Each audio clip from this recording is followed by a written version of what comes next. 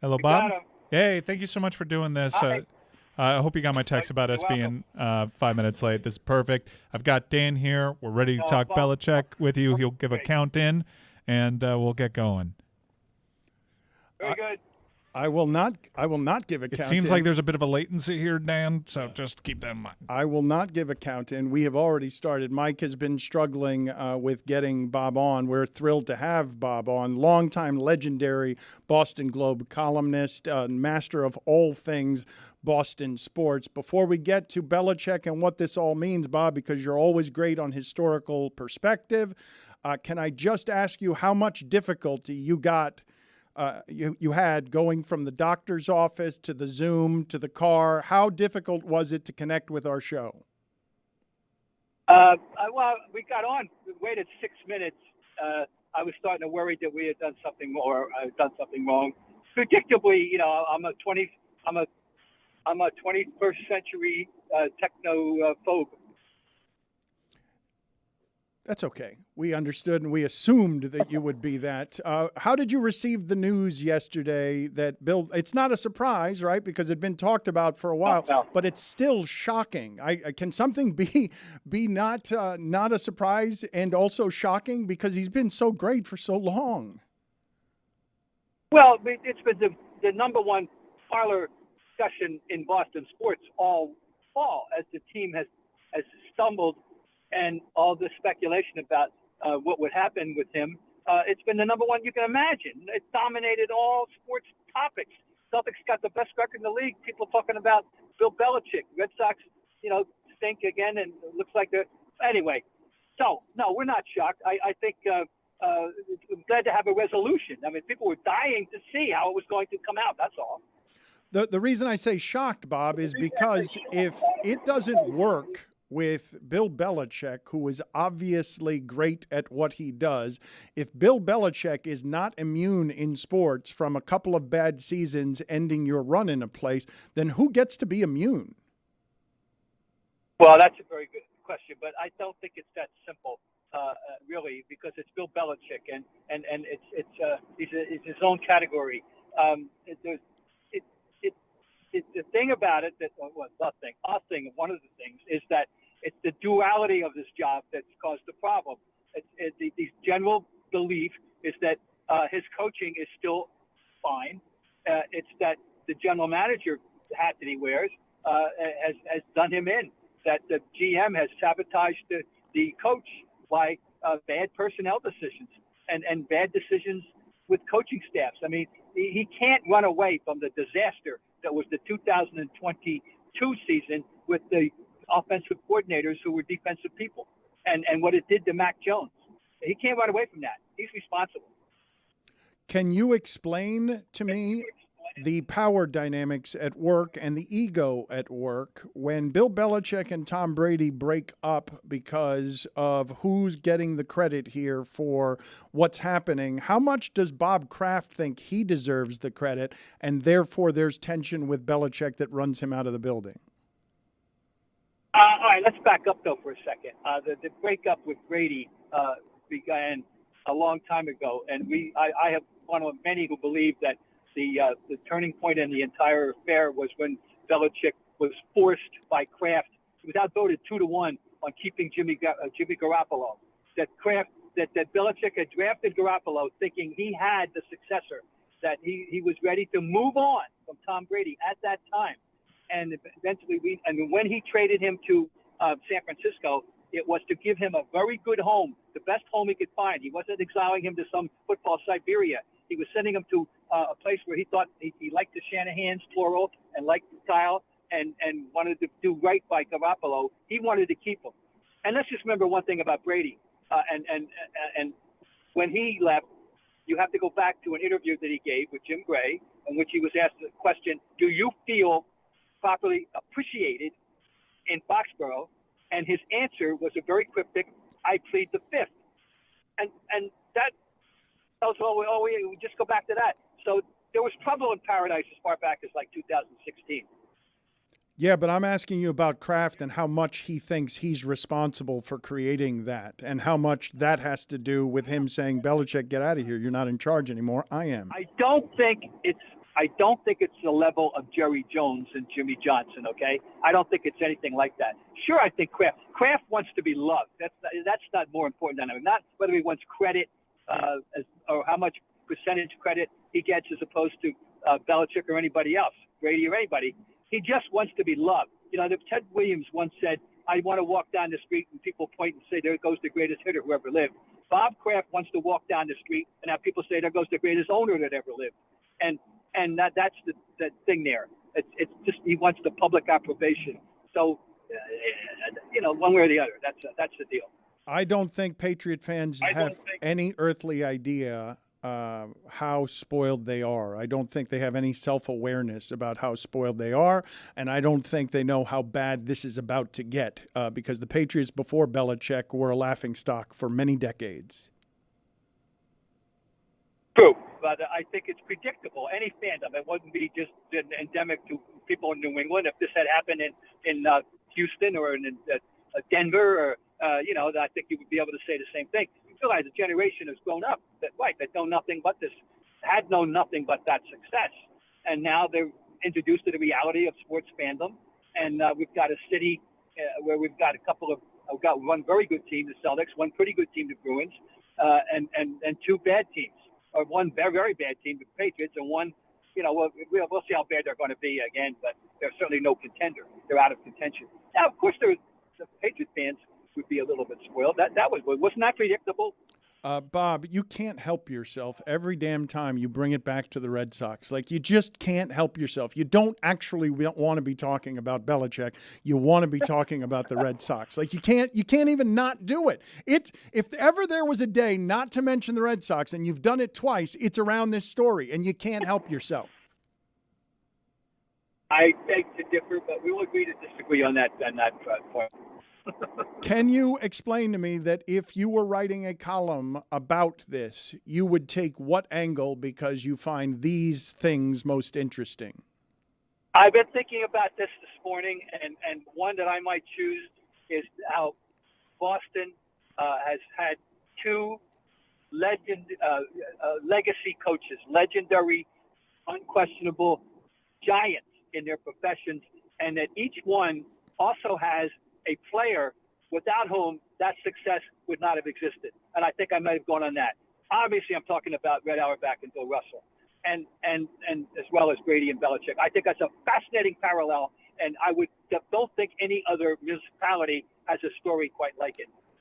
That might be my focus. Do you think Belichick is hurt today? It's a great question. I think he's so supremely arrogant that he'll find a way to make this into a positive. And say, you know, you didn't want me? Okay, I'll show you. He's not ready to quit. You got to. I don't think he loves what he does so much, and he feels he's as good at it as anybody that's ever been. I would say that. I don't think he's hurt. I think he'll be on a vengeance tour. Revenge tour. Okay, wherever he goes. But that's how revenge works, though, Bob. You got to be hurt or hateful in order to want revenge. Like, I don't think he's a human being, even though his press conferences are droning, and you might not think of him as a human being. He probably feels like, hey, can I get the exit I want? Let me say this: he's very much more multidimensional than people think. My belief is that he is a consummate actor in this public realm, that there is a very different Bill Belichick behind the scenes. I have had this vision over the years that after he exits one of those press conferences, not necessarily after a game, but the first couple of days of the week, and when he's stiffed on people about things, he walks into the coach's room and says, did it again. I can tell you this, as the week progresses, by Friday, he's an entirely different person, but people don't see that outside of the number of reporters who cover the team. That when there's a very different Bill Belichick. In fact, John Powers, my colleague, wrote a book called Fridays with Bill, and it's fascinating because it's just a football tutorial, absent all the condescension. You have him teaching salsa classes on Tuesdays? Yeah, I'm telling you, you got to see this the evolution during the week. Monday, he should never even come out after a game. He's hopeless. We agree to that. We know that. But believe me, he loosens up. during the week, and by Friday it's entirely different. And not enough people are aware of this. And but it's neither here nor there in the big picture here for what's happening now. But I just point that out. Bob, good talking to you. Always good catching up with you. Thank you for making the time, sir. You're welcome, Dan. Anytime. You know that. Love you, buddy. Mike Ryan, as a Zoom experience, Yeah, he didn't say I love you too. That went better. Well, this connection dropped, I'm sure. I'm sure it's not because he's a repressed Bostonian who wouldn't share those feelings with another male. I'm sure it's because the technology didn't work. Jessica doesn't seem to think so. You think he doesn't love me? I'd like to thank Robert Kraft for the opportunity, and my time here in New England has been really special to me, and now it's on to Seattle. He's got to be hurt, right? He's got to be. He's a human being. I can't wait for this press conference at noon. What if he turns on like an Emmanuel Acho like charm at this press conference? Don't be sad because it's over.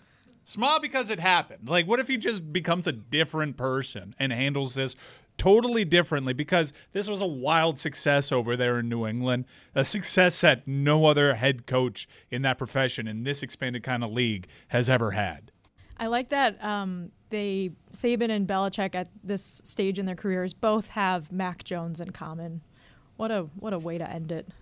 What would it sound like if Bill Belichick did turn on the Emmanuel Acho-like charm at this press conference to talk about his time in New England? Endings are just new beginnings. Don't weep for my ending. Be joyful for my new beginning. Because with it embarks a great journey of knowledge and discovery. You see, change is something that we fear, but we shouldn't. Jeremy Corbell's been on our show before, and I follow him on Instagram and social media platforms. He has really opened the eyes of many to UAPs, which previously called UFOs, and he's got tremendous footage. And most recently, we played it earlier in the show, the UAP that was flying over the Persian Gulf. That may or may not have been a camera smudge. Who knows? But there were thermal videos, and this thing appeared to keep changing color. And Jeremy, I'm being told that you have more video dropping today of the Persian Gulf UAP? Yeah, a little bit of that was conflated, and I want to address the camera smudge thing. So I initially released through this series UFO Revolution that I did with Tubi, this first set of videos, and that was, we're calling the jellyfish UFO because it's so bizarre looking. And that's the one where, all the debunkers come out, they don't want it to be real. Look, it's not my video. It's from our military, from an incursion from a base deemed UAP or UFO by our intelligence agencies. A camera smudge? No. And by the way, you can actually see it rotate. So now people are analyzing it. So let's throw away these ridiculous things to try to dismiss it and say, what is it that was causing that incursion? What is this object? They deemed it UAP. But I also, just today, and in the third episode, I think, of Tubi, when they dropped it, there's another image over the Persian Gulf, like you said. And we call that the chandelier UAP. And I call it that because our intelligence agencies dubbed it that within their files. So none of this should be public. But lucky enough, I was able to obtain and release those videos and images.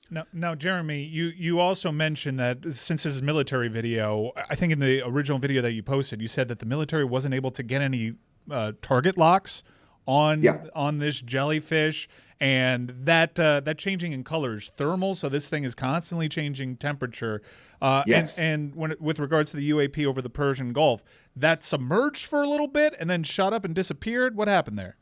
So again, two separate incidents. We're talking about submerge or transmedium, the ability to go from space to air to sea without any inertial effect. The one that went into the water for 17 minutes and then came out again was what we're calling the jellyfish UFO. That's why we kind of named it that. So that was that first video you're seeing that looks so bizarre. I mean, something out of Star Wars, right?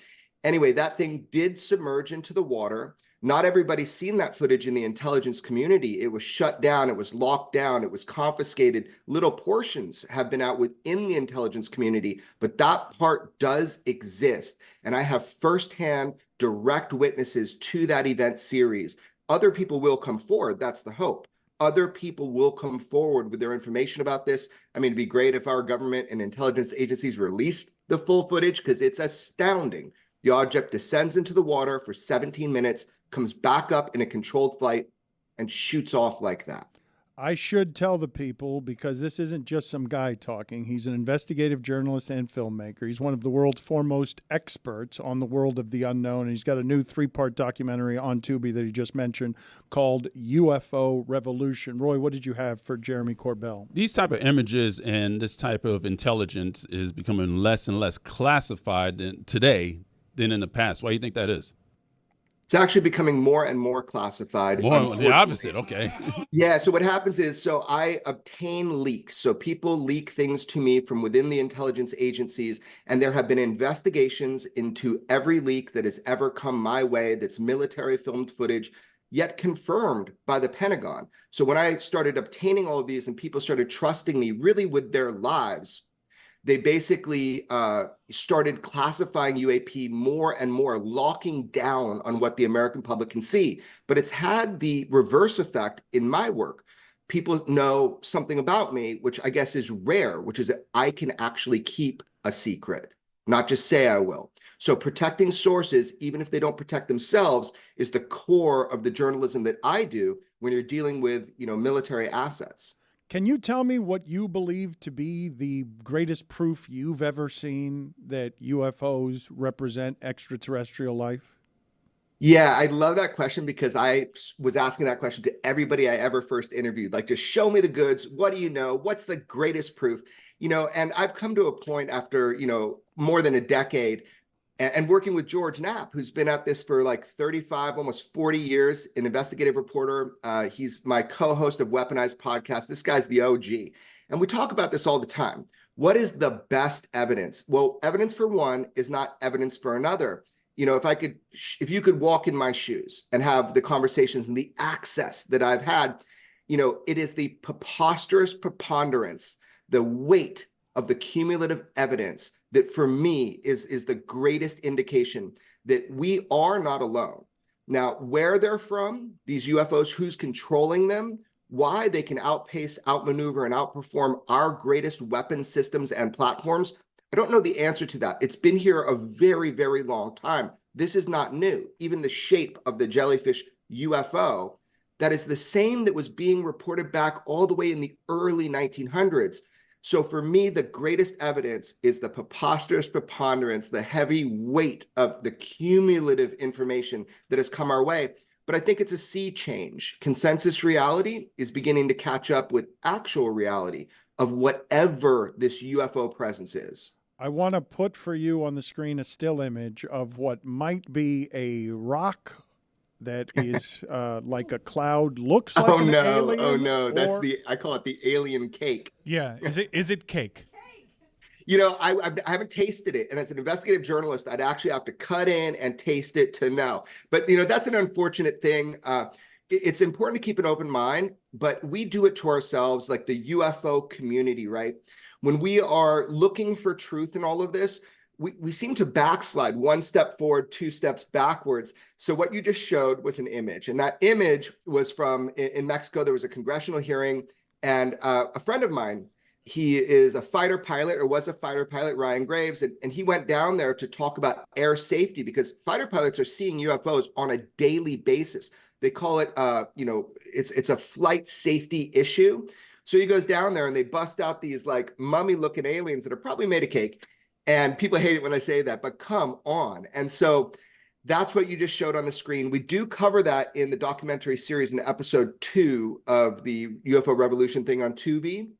But anyway, that's what you showed me. I know it gets clicks, but I'm kind of dealing with more heavy stuff. All right. Well, I want to show you here from our cameras. This is exclusive footage of the thing that was a big deal in Miami, where 50 police officers are chasing around what looked like an alien or a teenager with a shadow, a substantive shadow. Is this one of those kook things that arrives across your desk, or does it have any veracity? Yeah. So none of it is kook stuff. What you're seeing is not anything to do with UFOs, aliens, anything like that. But what you're seeing is in popular culture, people are so interested in this. It shows such this just veracity, this kind of hunger for this information about this, because people know they've been lied to about UFOs because people are seeing them. But no, that event, within 2 minutes, you could go on and understand that was an orchestrated deception, campaign by ourselves, just by, people reposting stuff. That is unfortunately not the smoking gun evidence that you had asked me for earlier. What do we make of the dichotomy of people who are so desperate to believe and desperate to believe these conspiracy theories, and yet when our own government acknowledges UAPs, and you've made the distinction, UAPs don't generally mean intelligent extraterrestrial life. It just means that this is something unidentified. What do you make of our inability to process those hard truths when they tell us these things, because it kind of thumbs its nose in deities and conventional science? Yeah, well, I mean, within your question is the answer right there. UFOs has always been kind of loosely associated with this idea of conspiracy, but that was something that was implemented, nothing to see here, move on. That was implemented, and there's documentation of this when you see how our intelligence agencies decided how the American public and global public was supposed to look at UFOs. They didn't want people asking questions. There were flyovers of Washington, D.C. of UFOs. Fighter jets were scrambled. That was in 1952, and there was this event where they were like, okay, nothing to see here, move on. Serious people don't take this seriously. So when you said the word conspiracy, that's exactly how you've been programmed from the beginning about UFOs. The problem is UFOs is not a conspiracy. It's either true or it's not true. And again, there's a preposterous preponderance of evidence that it is true. And it's not just people telling you that now. This is not Uncle Jim on the farm looking up and saying he was abducted. Now, what you have is fighter pilots having near misses, catching it on radar, on thermal, on infrared, locking their weapon systems, even UFOs having incursions in a base like that footage that I released, and sometimes even enabling and disabling our nuclear armaments, both in Russia, here in the US. Those are documented cases that people have gotten through Freedom of Information Act requests. So here's the point, man. The DIA studies this. They've been studying it with taxpayer money. Every intelligence agency on planet Earth takes this seriously, to the point of higher than weapons of mass destruction as far as the threat. And that's not just something I'm saying. I know that to be true. So that's the deal, is that this is a topic that our intelligence agencies have taken seriously for a long time. Now the American public is starting to realize this is a real phenomenon. The UFO presence is a reality. Now, what they are, where they're from, who are the people that are piloting it? Is it from another planet? Is it from some sort of civilization that was here before? We really don't know the answers to that. And my guess is as good as yours. Well, it's less than a minute that we've got left. So quickly, though, couldn't all those things just be sophisticated science from people who are ahead technologically that require our military's attention because maybe some other country has sophisticated warfare that we have to shoot down? Yeah, the Senate Intelligence Committee and a bunch of the intelligence agencies have assessed that, and that would almost be scarier, right? That another company had a leapfrog in technology and are just so far beyond anything that we had. The problem with that theory is it doesn't hold weight, and the reason is because UFOs have been here way before the technological age, before we had a military. So the UFO presence has just been here too long. Now, sure, some things will come out that are black projects, that kind of thing. That's not what we're talking about. We're talking about these things that can defy our known physics. I think we need to catch up. 30 seconds or less. The drone-like spider thing going into the ocean for 17 minutes. What's the weirdest thing you've seen? The weirdest, the most shocking, most titillating? I would say that jellyfish UFO you were mentioning is the most bizarre morphology of a UFO that I have ever witnessed with my own eyes. It's just bizarre. Jeremy, thank you for the expertise, sir. We appreciate it. Thanks for having me on, you guys. And potentially, if you want to see an alien live in the flesh, we're going to have our Bayside cameras on all night on the live stream. So go ahead and subscribe, youtube.com/@LeBatardShow. I'm a big boy. No, I'm going to hold my pee-pee. I'm holding my pee-pee. It's all good. Go I pee-pee. don't want to go pee-pee. I want to record the show. Go pee-pee. Mike, there is time, even though there is no time for human interaction around here, for you to go to the bathroom somewhere other than in that chair. You can go for a minute. I know There's just so much news. I know. We've got to make a lot of stuff. We got Saban. We got Pete Carroll being totally washed out of the news cycle. Jessica, go right there. UAP? Jessica, what do you have in flight tracking information? What is Lee Corso? I'm hearing that Nick Saban now is going to go to ESPN and possibly replace Lee Corso. Who's going to replace Nick Saban? Well, first of all, Mike, it's a good time to go pee-pee because they just cleaned the toilets. Go now before Amin gets in there, Chris Cody gets in there. I'm clean. Chris Cody's That been going is- to Chowtown on this popcorn Yeah, I box have. for, oh my God, licking his fingers, putting them back in. I Yeah. got a video of it. Oh, He hasn't decided yet if he'll let me show it to No, other you could show people. It's, okay. You could show it. Send it. It was not a good look by me. I didn't think. I You got- double dipped your fingers? I got carried away. Yeah. I didn't notice till she showed me the video. He Took also some did the popcorn, thing that I you put it in love, your mouth, where and then you put your hands put like the lid on something and you push it away from you. Yeah. I do that all the time. I'll finish eating something. I'll be like, Lee, take this away, and he'll But do it. I'm like Lehman. working here though, so I can't like touch my computer with the cheesy fingers. So you got to lick them. I mean, how else am I supposed to clean them? Paper towels outside. As far as flight tracking goes, nothing really to report right now, unless Any UAPs? Steve Sarkisian is in Key West because. What is couple of flights Belichick from going to Florida do? right now. What is Saban indeed going to go on and be on game day? They're going to add Nick Saban to game day. It seems like a very good option. I love his ESPN appearances. I love any interview where he's explaining to me why something's happening. And Lucy, correct me if I'm wrong. Like, he's been doing the weekly McAfee appearances for the last, I don't even know how long. So he already has a relationship with the network there. Yeah, he's a great media guy, and I think something about Nick Saban is he's sneaky funny. Like, he can, like, crack a joke. Like, his players have called him really funny. From what I've seen, the plan for game day is not to add him, like, in addition to Lee Corso, but to replace Lee Corso. But Corso's already said he's coming back next year, so it might be a year or two before we see Saban. Saban doing the headgear would be hilarious. Put it on the poll, please, at Le Batard Show. Would it be hilarious? Will Nick Saban inherit putting on the mascot headgear from Lee Corso at Le Batard Show? I got him put on a different toupee every time. Whoa! Come on. What? Damn. Okay, we're just He going to dyes his hair. I don't think it's a toupee. I don't think it's a toupee. Put it on the poll, please, Juju.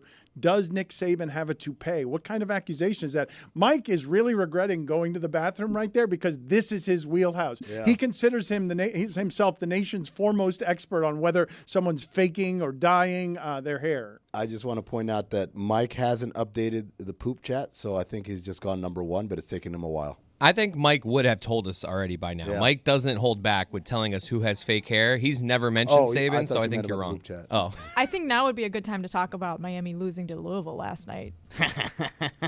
That's all I got on What it. kind of but laugh was that? They were 14-point favorites. Ooh, at home. Ooh, blue bloods. And then, like, Louisville had lost like 3 million games in a row. on the Louisville's road. really bad. they're horrible. Can you guys explain to me what is being hypothesized about the best landing spot for Belichick? Oh. Is there a place above all others that is being reported as this makes the most sense if Bob Ryan is right, that this is going to be a revenge tour? Because I don't think, you correct me if I'm wrong, Amin, you can be very petty. Don't you think that revenge usually has hatred or anger or hurt and wounding in it? Why else would you need revenge if not because you're hurt by something? I mean, there's a petty competitive revenge, right? If you pull a prank on me, I don't hate you, but I'm like, oh, I'm gonna get you back, Dan Le Batard, for this. That's revenge as well. But yes, there has to be some sort of desire for retribution, and without that, then it's kind of an empty. Like you wouldn't see Steph Curry exact revenge on the Utah Jazz because they have nothing to do with me, right? There has to have been some sort of past connection there. You were talking while you were doing yoga behind me about how interesting you find that Steve Kerr, as Steph Curry is talking about roster changes to the Warriors. Steve Kerr signed a 5-year, $25 million contract at the same time Derek Fisher did. Mm-hmm. It was groundbreaking. A guy who hasn't coached before getting 5 years, $25 million. Mm-hmm. But coaching salaries have exploded. And if Monty Williams is getting $78.5 million and Eric Spoelstra is getting $120 million for 8 years, and Steve Kerr's contract is about to expire, I would assume he'd be a very coveted coach. Yeah, I mean, I think if I'm Steve Kerr's agent, I'm saying, okay, what are the comps? Who are the guys who? Let's just start with the guys who've won one, right? They're all getting paid. Then you say the guys who've won 2. That list gets a lot shorter. And so now that list is bolstered by Eric Spoelstra's new contract. And I'm sure if I'm the Warriors, I'd point to, well, Spoelstra and Pop, the guys who have won multiples, they've been there for, decades. And Steve, even though you've been here a while, you still haven't been there. Part of what's built into their salary is a tenure, right? Like of being there for that long.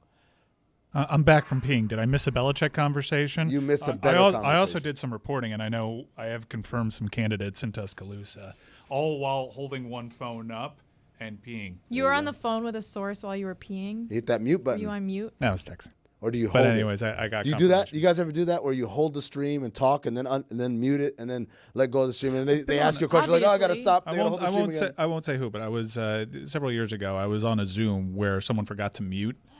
And I heard the peeing, and we had to alert them to it. Wait, did you hear it like? It was very clearly. It wasn't like in the background and their mic was picking it up, right? Yeah. Can we talk about Belichick, though? No, we got to talk about. I'm trying to figure out which is the best landing spot. Well, there's so many great spots because. No. You went away, and there was a topic we needed you on. Yeah. You told me I could. Chris Cody eating the popcorn. No, Saban's toupee. No, he got plugs, though. Close and he dyes his hair. I mean, we all saw what happened in Michigan State. That's not the way that the aging process works. So, thank you. Yes. Plugs. So it's not a toupee. No, very clearly, because no, not a toupee. You can see them. Let's play that video. Let's play the video of Chris Cody. No, we don't have to. Let's play the video of Chris Cody double dipping. The Commanders is interesting. With licked fingers. The Commanders, they need a quarterback. You need to have a quarterback. He's not but going they're to do it again without a quarterback. They've got brand new ownership looking to make a Mike Tomlin-like splash. Trade for Fields? Oh, this is when I go into the mouth. You three fingers. Oh, that one had a little extra. Little sauce on it. Wow. Oh, right back. Is it better that I had no conscious knowledge that I was doing this? Like in my mind, if you would have said to me, "Did you double dip your fingers?" I'd be like, "Don't look at me like I would do that. I would never do that." You've never looked fatter in your life. Dan, they have a top 2 draft pick. They have a top 2 draft pick. They can get their quarterback, Drake May. They can build around him. They got Mac Jones in the first round. All right, we got it, guys. Yeah, but they didn't. They were. This is. It's either Drake May that third one, or Caleb Williams. These are prospects that are better than Mac Jones was ever considered. Okay, so you're saying I think Washington's a good situation for him. I also think Arthur Blank. I happen to believe him to be a good owner, and he's already gotten to the Super Bowl once. I think that's a good situation. He needs a quarterback there, but Justin Fields is available. That they have some capital that they can make that work. Chargers, Raiders. How do we feel about these? Raiders is a little bit weird of a spot, but Chargers, you already have the quarterback there. We've asked specifically in the past about the Chargers, and that for whatever reason doesn't seem as good as a fit as it was expected a couple weeks ago. The best quarterback job available is Chargers, correct? I would say Drake May at number 2 with Washington. Whoa! I would say because Eberflus is coming back to Chicago. Whoa! What you? I like Drake May. You come in. I know Herbert is a product that you already. It's a proven product, but young. But he's headed to the next contract, and they have an older roster. I'd rather they just got a bunch of draft picks in Washington. You have new ownership that is going to back you and understand that this is a project. You develop Drake May. I think that this is a great situation in Washington. And when have we ever said that over the last couple of decades there? No chance Belichick goes to the Chargers. He can't be in L.A. with that hoodie. He needs to be somewhere with terrible weather. Have you ever been at SoFi Stadium? It does get drafty. Chris Cody, did you eat a piece of popcorn that you tried to throw into your mouth that fell onto the floor? I'm like 5 for 7 here. I'm really good at this. No one can do this. Yes, answer my question. Yes, I did. Okay. Who could do this better than me? Huh? We heard the sound of that hitting your bottom teeth. We heard the sound. It's so good off air. Stop saying that. Wait, do another one. We'll see if you can get one.